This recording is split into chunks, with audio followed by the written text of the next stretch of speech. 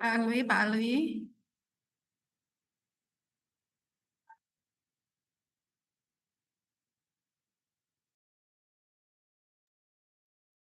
Nggih, Bu.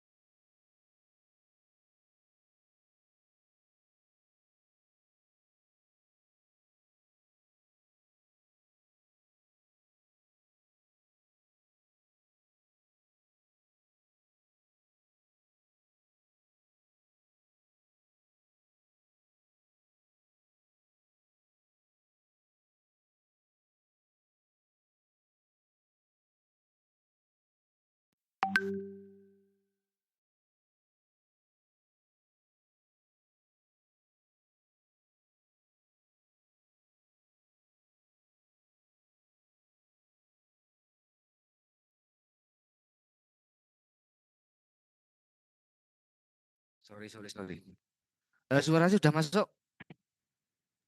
Sudah, Pak. Sorry. Tadi belum tanya. Belum saya konekkan ini. Sorry banget ya. Oke. Sekali lagi.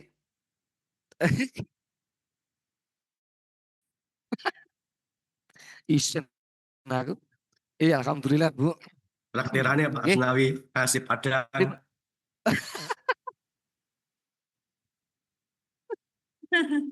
Masih tertahan di Semarang loh, Bu. Terima kasih Pak Miftah, Bu Olive, Bu Tanti dan Pak mahasiswa yang bergabung di Zoom. Mohon maaf ya. Tadi mungkin saking semangatnya belum saya konekkan eh, eh, apa earphone saya di komputer. Ya, oke, dan ke-13 ini. Di mana ini pertemuan yang terakhir ya. Yang terakhir di tahun 2025. Mudah-mudahan liburnya mulai kapan ini Bu? Bu Tanti? Tak kira udah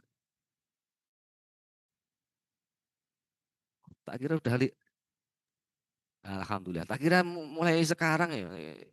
Yang lain sudah libur.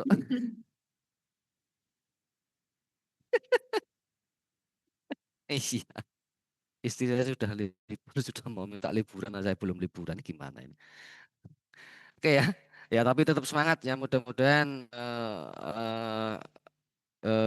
ya nanti tanggal 26 kita sudah mulai libur, bisa liburan di akhir tahun. Terima kasih. Kita lanjut di pertemuan ke-13. Ya, ini terkait dengan membangun lean startup. Oke ya, untuk yang ini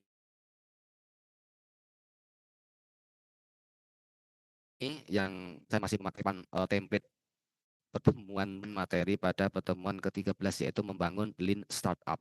Di mana di sini mahasiswa nanti diharapkan mampu untuk memahami konsep dari lean startup itu sendiri apa.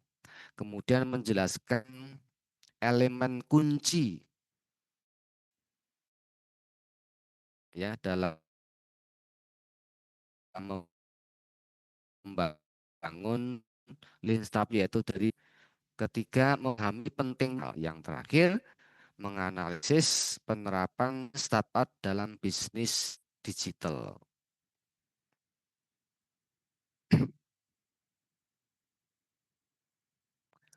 Nah, sebelum kita masuk lebih dalam terkait dengan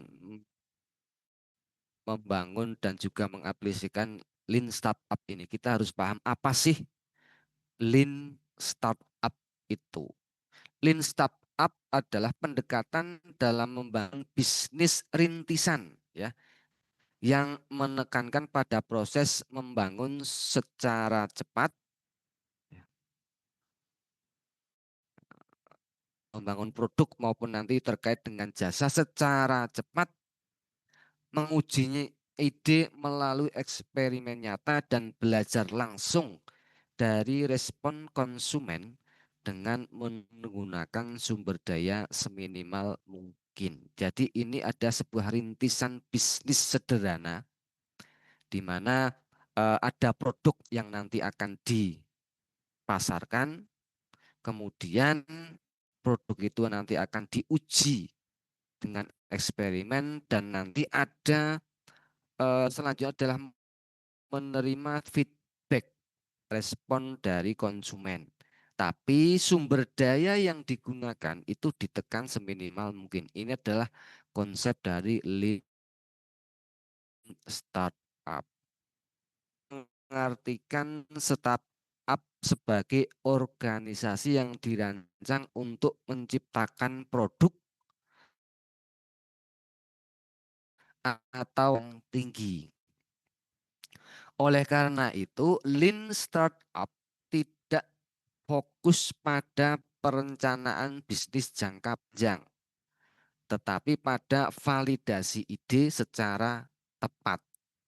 Sebetulnya kalau kita lihat di fenomena saat ini ya, orang yang menggunakan media sosial untuk memasarkan, orang yang menggunakan produk-produk yang sederhana untuk dipasarkan melalui media digital atau media sosial. Sebetulnya mereka sudah merintis sebuah bisnis kecil. Gitu. Gitu. Karena apa? Kalau lean startup itu tidak fokus pada perencanaan jangka panjang. Gitu. Karena memang dia hanya produknya sederhana. Karena tapi ketika produk itu nanti diterima, maka disitulah nanti kita akan mendapat sebuah pengalaman. Oh, produk ini diterima, oh produk ini tidak diterima. Kekurangannya apa? Ini sebagai sebuah pengalaman, ya toh, sehingga nanti ketika akan dijadikan sebuah produk startup yang lebih levelnya tinggi, nanti akan bisa dikembangkan sesuai dengan tadi, ya toh. Ada produk dijual saja, pokoknya dijual saja. Nanti bagaimana respon dari konsumennya bagaimana? Ya. Di sini jangka pendeknya adalah memperkenalkan produk dan jasa. Pokoknya dijual dulu, dipasarkan dulu. Ya. Entah nanti hasilnya apa, itu sebagai sebuah pengalaman, sebuah pembelajaran. Karena ketika sebuah bisnis tidak dimulai, otomatis ya tadi, kita tidak akan pernah tahu seberapa besar potensi sebuah produk atau layanan itu bisa diterima oleh konsumen. Makanya dalam lean startup, produk tidak harus sempurna dulu. Sejak awal tidak harus sempurna dulu. Ketika itu dianggap sebuah kegagalan, produk itu tidak terima, tidak diterima. Tapi kita punya masukan, oh mengapa tidak diterima? Maka kegagalan seperti itu dianggap sebagai bagian dari proses belajar. Ya, ada data yang nanti bisa kita kumpulkan, maka keputusan atau strategi apa yang nanti akan kita lakukan karena kita punya data masukan berdasarkan data dan feedback pengguna. Makanya dalam lean startup itu pemborosan waktu, biaya, dan tenaga dihindari. Pendekatan ini sangat relevan bagi startup digital. Karena apa? Perubahan pasarnya sangat cepat. Preferensi konsumen itu berubah sangat cepat sesuai dengan fenomena atau eh, apa ya, tren yang sedang berkembang. Kemudian ya tadi teknologi akan terus berkembang. Nih.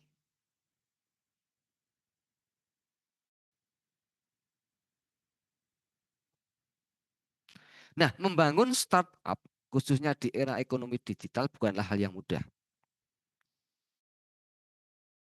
Ya, ini terkait dengan penguasaan atau skill teknologi yang harus dikuasai. Banyak startup gagal bukan karena produknya buruk, tetapi karena produk tersebut tidak benar-benar dibutuhkan oleh pasar. Produk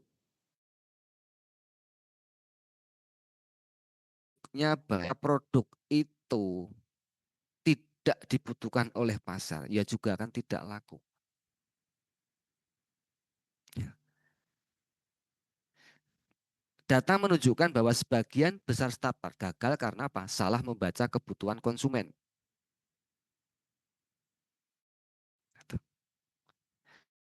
Terlalu lama mengembangkan produk tanpa validasi. Contoh kecil ya, ketika kita bisnis sebuah produk buku lah kepada mahasiswa. Ketika kita menjual fisik buku ya, dengan sampel yang menarik, dengan apa?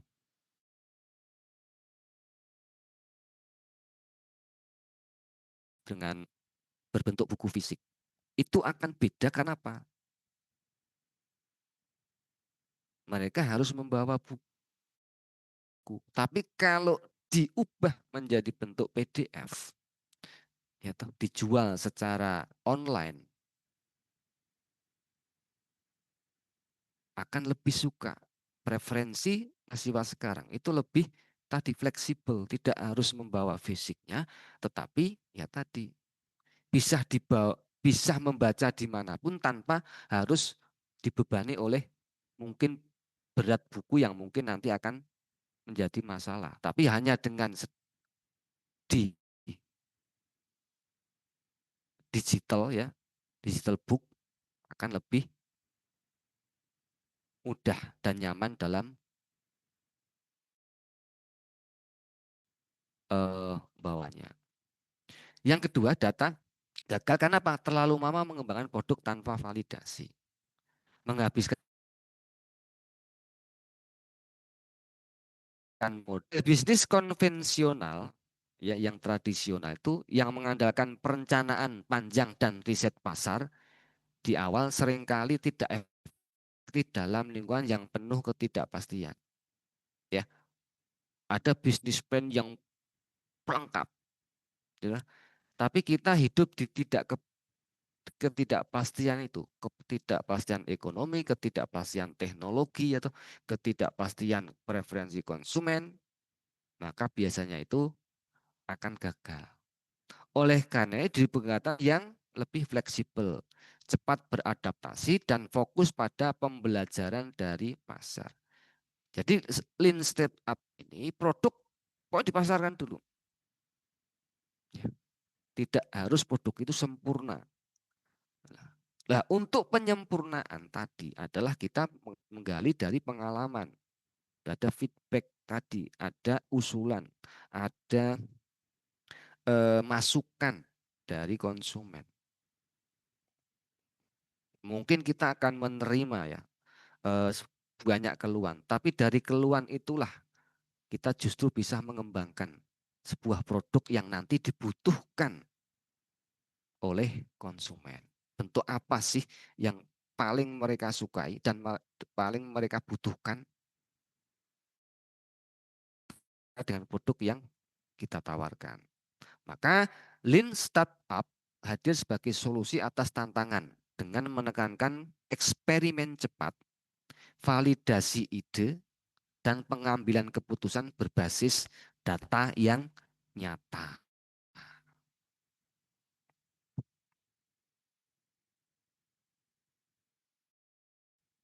Konsep dasar ya, ini konsep dasar dari Lean Startup.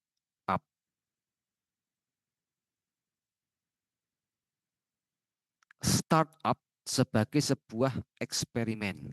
Ini konsep dasarnya. Dalam pendekatan Lean Startup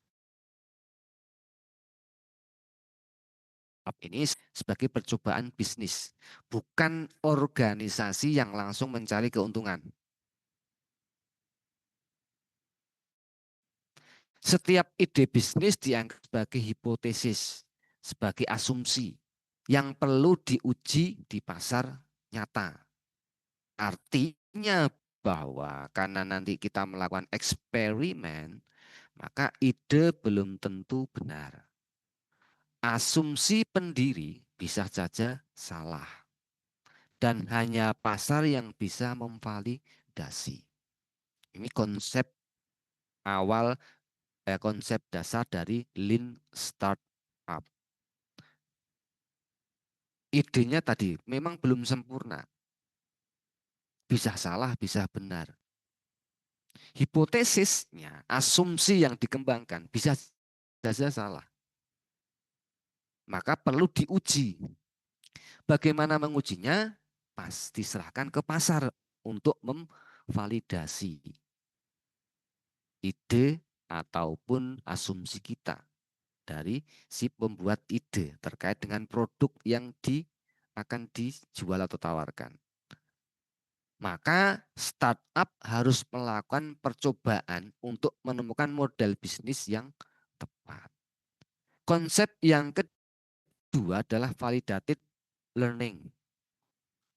Validasi pembelajaran. Yaitu proses pembelajaran yang diperoleh dari eksperimen yang terukur dan dapat divalidasi. Pembelajaran ini bukan berdasarkan perasaan atau intuisi, tetapi berdasarkan data pengguna, perilaku konsumen, dan feedback nyata yang diterima. Lean startup ini tidak mengukur kesuksesan atau keberhasilan dari model bisnis ini dari seberapa lengkap produknya, seberapa sempurna produk, seberapa bagus produknya, atau seberapa banyak fitur-fitur atau tool-tool bantuan yang ditambahkan mungkin dalam kalau di bisnis pelayanan. Tetapi dari seberapa banyak pembelajaran yang diperoleh dari pasar. Ya, ini adalah konsep dasar Lean Startup, yaitu validated learning, proses pembelajaran.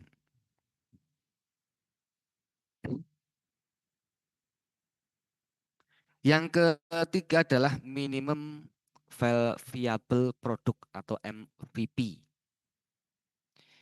MVP adalah versi paling dasar dari sebuah produk yang memiliki fitur esensial untuk dirilis ke pasar guna menguji ide, mengumpulkan feedback, dan memvalidasi hipotesis bisnis dengan upaya dan biaya yang sangat minimal. Tujuannya bukan untuk produk yang sempurna, melainkan untuk belajar cepat, mengurangi resiko, menghemat sumber daya, dan mengarahkan pengembangan produk atau pelayanan jasa ke depannya berdasarkan kebutuhan nyata pelanggan. Ya, ada masukan. Oh, ini sebetulnya harusnya gini gini gini. Nah, itu menjadi proses pembelajaran. Dengan masukan seperti itu, walaupun dengan mungkin tadi masukannya atau feedbacknya berupa tadi ya maaf kata-kata yang mungkin tidak mengenakan, tetapi justru itulah data yang kita gunakan untuk pengembangan produknya. Maka tujuan dari MVP ini adalah menguji ide secepat mungkin. Apakah ide yang kita akan kembangkan ini bisa diterima atau sesuai dengan kebutuhan konsumen. Ya, menghemat waktu dan biaya. Kita tidak perlu mengeluarkan biaya untuk melakukan observasi langsung. Gitu. Tapi kita tadi datanya bisa dimasukkan. Mendapatkan feedback dari pengguna. Oke. Nih. Yang ketiga adalah pivot dan persevere. Di mana setiap mendapatkan data dan pembelajaran, Lean Startup harus mengambil keputusan apakah persevere atau pivot. Ketika data sudah didapatkan, ada dua tindak lanjut dari data terkait dengan produk atau layanan jasa yang akan dipasarkan. Melanjutkan strategi karena terbukti efektif, ya toh, atau mengubah arah produk tadi dari masukan tadi. Oh Mas, ini produknya sebenarnya seperti ini. Berarti ini tidak sesuai dengan preferensi. Maka ada pivot. Strateginya adalah mengubah arah produk, target pasar atau model bisnis. Ingat, ketika kita mengubah arah produk bukan berarti gagal. Pivot itu bukan berarti gagal, tapi bentuk adaptasi yaitu berdasarkan hasil pembelajaran. Kalau masukannya bagus, ya toh, itu kita tinggal melakukan strategi dan memperbaiki yang kurang efektif. Tapi kalau masukannya berupa sesuatu yang memang prosentasinya produk itu tidak diterima, maka kita bisa melakukan strategi pivot, yaitu mengubah arah produk. Ya.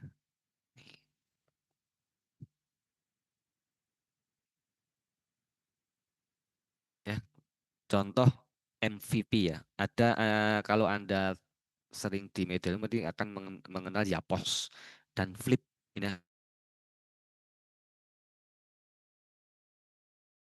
Ini contoh nyata bagaimana bisnis yang sangat sederhana itu dimulai bahkan ketika mereka tidak tahu apa-apa, ya, tidak sesuai dengan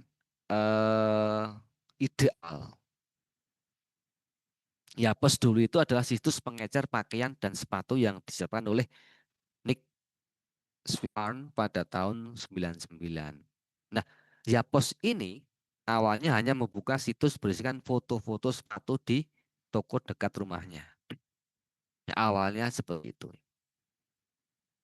Tetapi ternyata banyak orang yang antusias untuk membeli sepatu ini.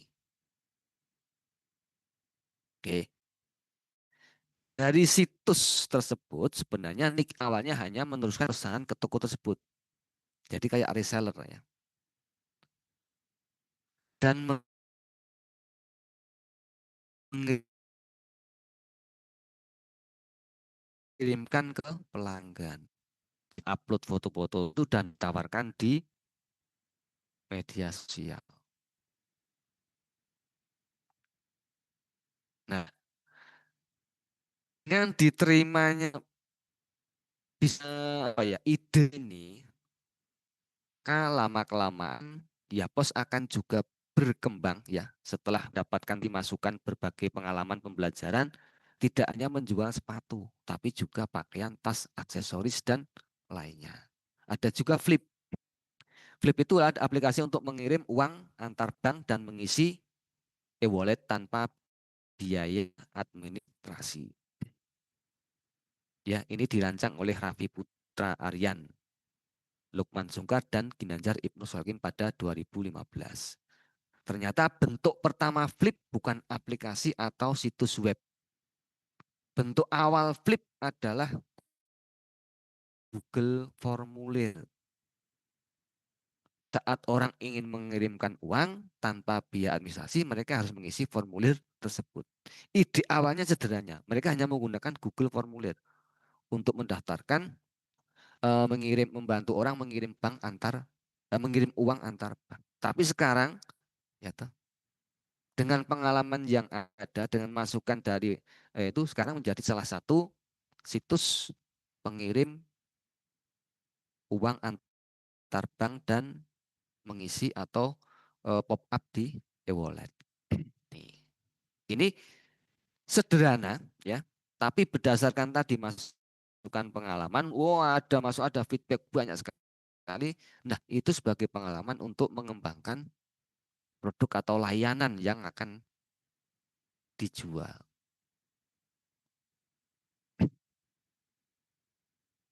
Nah, siklus dari Lean Startup ya.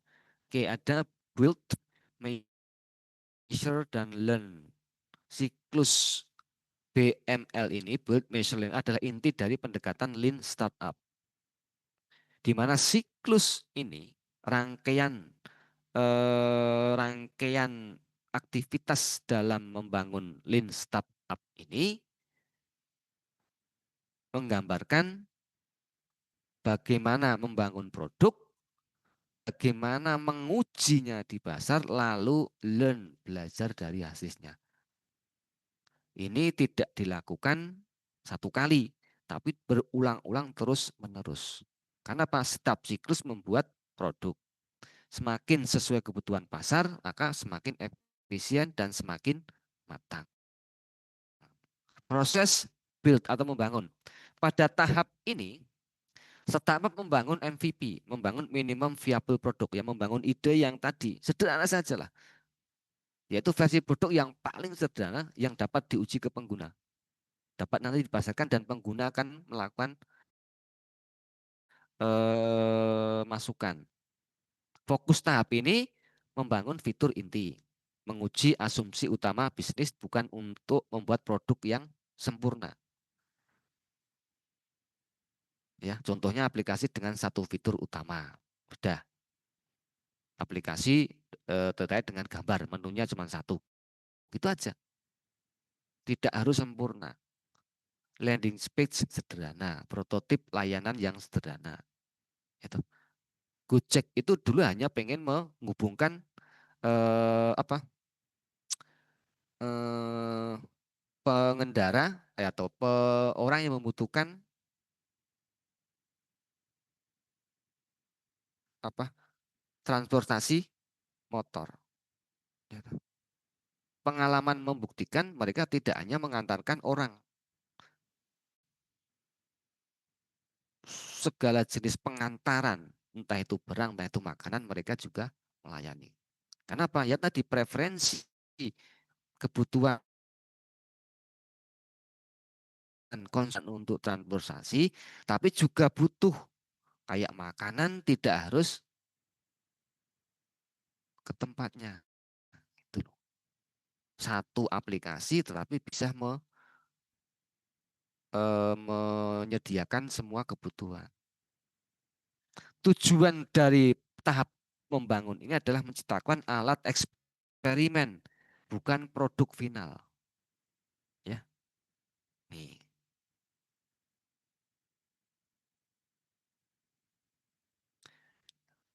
Tahap kedua adalah measure, mengukur. Gitu. Setelah produk dirilis, tahap berikutnya adalah measure atau mengukur, yaitu mengukur respon dan perilaku pengguna. Yang diukur bukan sekedar rumah jumlah pengguna, tetapi apakah pengguna benar-benar menggunakan produk. Fitur mana yang paling sering dipakai? Apakah pengguna kembali menggunakan produk? Apakah ada konversi atau daftar beli langganan? Maka data yang dia harus relevan, terukur, dan mencerminkan perilaku nyata konsumen. Ini data ukur, memvalidasi tadi ya, proses validasi. Kemudian learn. Tahap ketiga adalah learn. Bagaimana proses menarik pembelajaran dari data yang diperoleh. Data diperoleh akan dipelajari. Ya toh? Apakah asumsi awal terbukti benar? Apakah produk menyelesaikan masalah konsumen? Sehingga nanti ada dua tadi, ada persevere atau pivot. Ini. Maka keputusan ini harus berbasis fakta dari pasar, bukan hanya intuisi atau perasaan kita saja.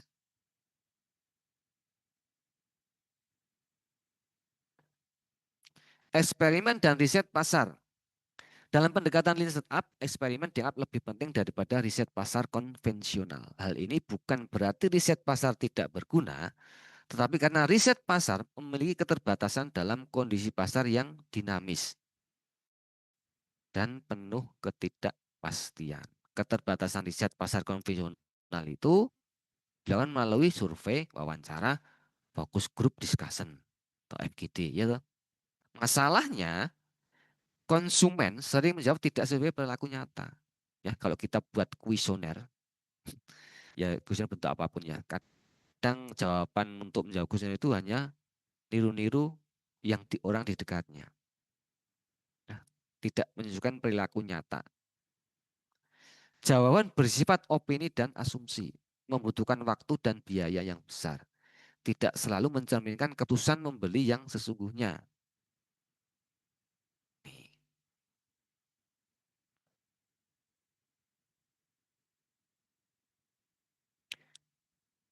Eksperimen ya, eksperimen dengan tadi ya, produk MVP-nya diluncurkan. Masukan yang atau feedback yang didapat dari pelanggan itu nanti bersifat mesti jujur. Ya. Kalau memang barang itu tidak sesuai dengan kebutuhan mereka, mereka komplain. Karena apa? Pengalaman gitu. Nih, menguji langsung ke pasar, melihat apa yang benar-benar dilakukan konsumen. Eksperimen ini menjawab pertanyaan penting. Gitu. Apakah konsumen menggunakan produk, konsumen membayar, atau bertahan menggunakan produk? Jawaban ini hanya bisa dipilih dari tindakan nyata, bukan opini. Nah, itu ya, beda antara riset pasar dan eksperimen. Kalau riset pasar tadi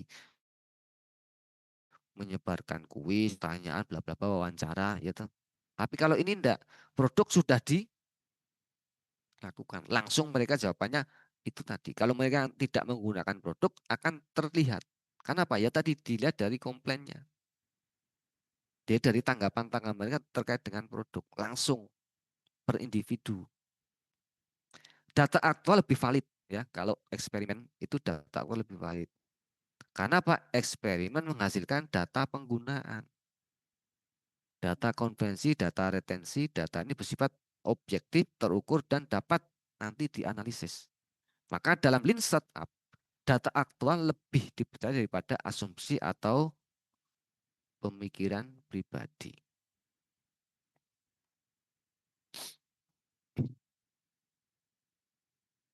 Nah, eksperimen itu berbasis fakta. Ya, maka ketika faktanya sudah ada, bisa nanti digunakan untuk pertama strategi selanjutnya, kedua memperbaiki produk, atau menentukan strategi tadi ya, pivot atau purpose. Dan ini bisa mengurangi resiko kegagalan. Keputusan bisnis tidak dibuat berdasarkan perasaan yakin, tetapi berdasarkan bukti dari pasar. Iya, ini proses dari Lean Startup. Ya, ada build, measure, learn. Nah, idenya, terus membangun ide, ketika ide sudah berbentuk produk atau jasa layanan, baru di launching. Ya toh, kalau baru ditunggu validasi dari pasar. Nah, data-data digunakan untuk proses pembelajaran strategis berikutnya.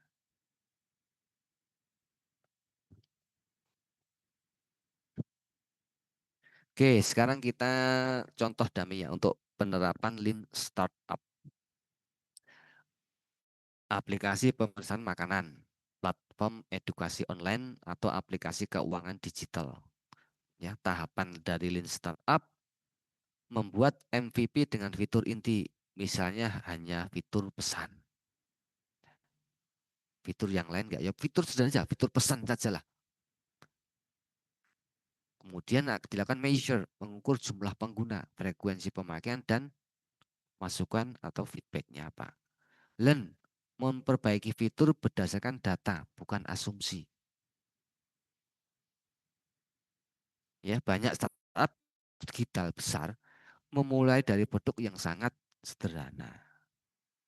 Ya, ini contoh penerapan dari Lean Startup.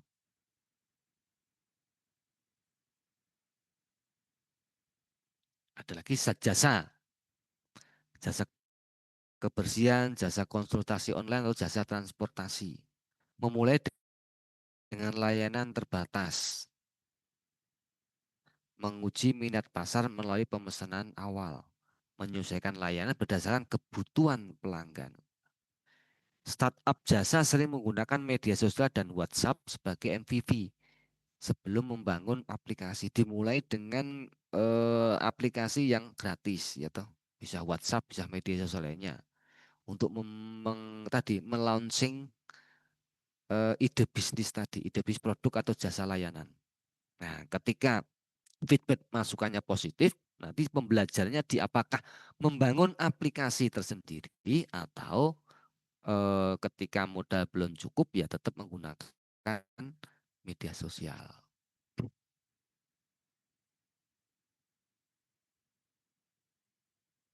Startup UKM berbasis teknologi, UMKM kuliner online, brand fashion lokal atau bisnis dropship. Ya, ini beberapa contoh aplikasi atau penerapan Lean Startup di UMKM. Di mana di sini UMKM menjual produk melalui marketplace sebagai MVP. Menguji produk baru dalam jumlah kecil, melihat produk mana yang paling diminati. Maka di sini ketika sebuah UMKM ya mengupload produk atau beberapa macam produknya di marketplace sebagai MVP, ya tadi ditunggu proses validasi dari pelanggan atau konsumen. Ketika validasi konsumen itu sudah dapat, mana saja yang produk mana saja yang lebih disukai atau tidak disukai oleh pelanggan, maka sebagai pembelajaran untuk strategi penjualan atau perbaikan produk selanjutnya. Nih. Manfaat ya pasti mengurangi resiko kegagalan. Karena apa? Sudah ada pengujian sebelum dikembangkan secara sempurna atau besar-besaran. Biayanya lebih efektif dan lebih waktunya juga lebih efektif. Adaptasi pasarnya cepat karena langsung menuju pasar yang dituju. Membangun mindset eksperimen. Ya. Lean startup itu ketika kita mulai bisnis ya tadi harus berani melangkah. Melangkah di sini berani mencoba, berani memulai. Kegagalan bukanlah sebuah akhir, tapi sebuah awal pembelajaran. Tantangannya apa? Ya tadi, mindset takut gagal itu harus dihilangkan. Ya.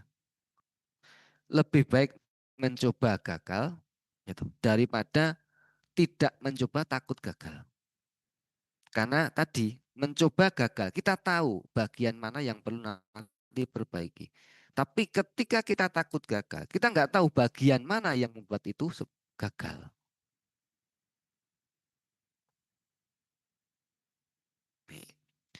Salah membaca data. Ya, tadi ya, strategi selanjutnya itu kan base data ya, strategi database ya. Maka ketika salah membaca data ya sudah keputusannya nanti bisa keliru. Feedback tidak representatif. Nah, ini juga perlu ya. Jadi produk sederhana ketika kita telah menggunakan media sosial yang sederhana lah. Oke. Feedback tidak representatif di sini artinya feedback awal berasal dari teman, saudara. Nah itu pasti mereka akan subjektif bukan objektif. Masukannya banyak ya, tapi mereka subjektif. Kan oh ini teman saya sendiri, oh ini kakak sendiri, oh ini saudara sendiri. Ini makanya feedback di sini bisa bias. Maka tidak mencerminkan pasar sesungguhnya. Makanya perlu memperluas uji pasar secara bertahap.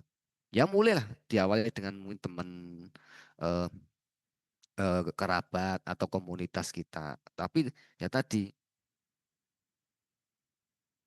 feedback bisa bias. Konsisten dalam eksperimen. Ya, Lean startup itu membutuhkan disiplin melakukan eksperimen. Evaluasinya berkelanjutan. Satu lagi kesabaran menghadapi proses yang berulang. Bisnis tidak dibangun, keberhasilan bisnis tidak dibangun dalam satu kali langkah. Bisa berulang-ulang langkahnya baru mereka akan menemukan keberhasilan atau kesuksesan. Ya, nih. Maka kesimpulan dari materi adalah Lean Startup merupakan pendekatan membangun bisnis rintisan yang menekankan efisien, eksperimen, dan pembelajaran cepat melalui siklus build, measure, dan learn. Dalam Lean Startup, eksperimen dengan MVP jauh lebih penting dibandingkan riset pasar konvensional. Karena di sini akan menjadi objektivitas dari pelaku nyata, yaitu konsumen. Pendekatan Lean Startup ini dapat mengurangi resiko kegagalan, menghemat sumber daya, serta beradaptasi dengan perubahan pasar secara cepat. Oleh itu, ini sangat relevan diterapkan oleh mahasiswa dan calon wirausaha di era ekonomi digital yang penuh ketidakpastian. Oke, Bu Olive, Bu Tanti, dan Pak Miftah, dan juga teman-teman yang hadir di kampus masing-masing atau di Zoom. Saya kira untuk pertemuan ke-13 ini kita sedikit banyak sudah mendiskusikan bagaimana merintis sebuah bisnis yang sederhana. Untuk pertemuan berarti ke-14 ya. 14 nanti sebetulnya saya pengen membuat sebuah apa ya? Proyek ya terkait dengan ini bisnis ya. Tapi karena keterbatasan mungkin pertemuan dan waktu, tetap nanti berbasis proyek, tapi sebagai sebuah ide, tidak produknya ya. Sebenarnya proyek itu produk ya. Mungkin mahasiswa dikasih tugas untuk membuat produk apalah dipasarkan, tapi nanti membutuhkan waktu yang lama. Tapi tetap di pertemuan ke-14 nanti saya akan menerangkan sebuah bagaimana membuat sebuah planning terkait dengan Lean Startup ini. Ya. Dan nanti menjadi tugas dari teman-teman mahasiswa di pertemuan ke-14. Ya, oke. Saya kira itu untuk pertemuan 13 ini ya. Ke-14 nanti kita akan belajar bagaimana membuat sebuah konsep Lean Startup ini tertulis, bukan produknya ya. Ya. Hanya rencana ya. Kalau kalau sebetulnya kalau di Lean Startup itu ya harus dilaksanakan. Cuman kalau kita nanti harus merasakan harus menciptakan produk baru. Tapi ini kita asumsikan kita produk apa terserah. Rencana dulu. Nah itu konsepnya rencana nanti tertulis gitu. Itu aja. Mungkin dari saya. Monggo nanti bisa lanjut di kampus masing-masing. Kalau nanti ada pertanyaan WA ke saya saja enggak apa-apa ya. Saya terbuka untuk ruang diskusi. Oke, gitu aja. Terima kasih Bu Olive, Bu Tanti dan Pak Miftah. Kita ketemu lagi berarti tahun depan ya.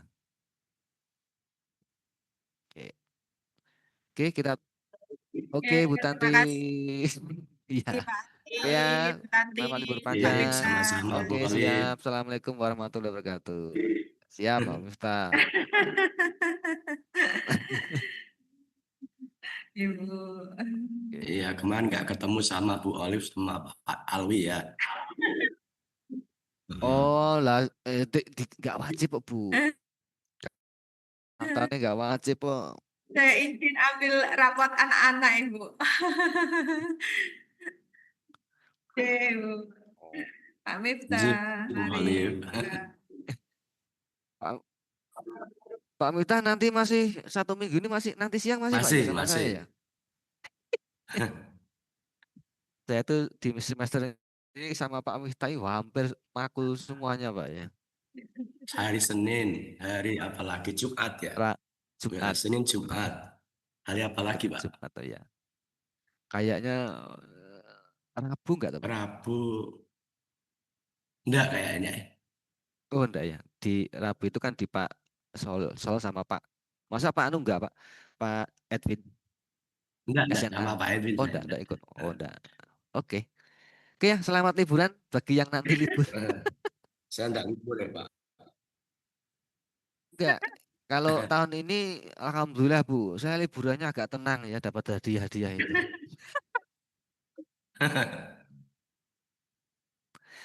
Oke, Oke, izin le Bu, nggih matur suwun. Ya, terima kasih Pak Asnawi. Nggih, sama-sama Pak Miftah.